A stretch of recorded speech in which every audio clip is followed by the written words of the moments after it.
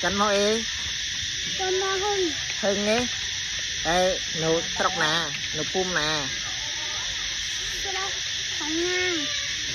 anh chào dân đây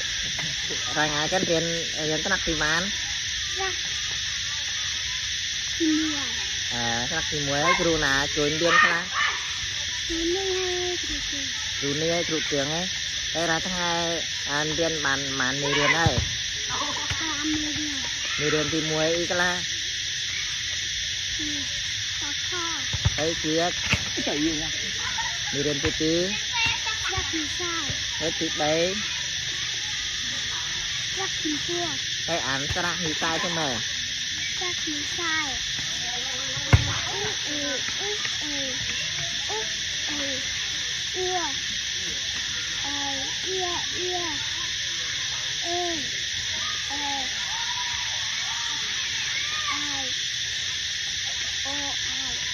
đấy kia đây kia đây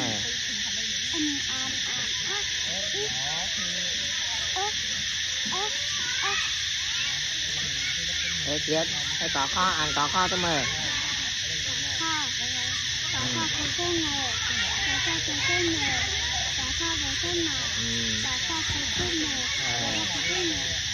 giờ cái nghe ọt kinh á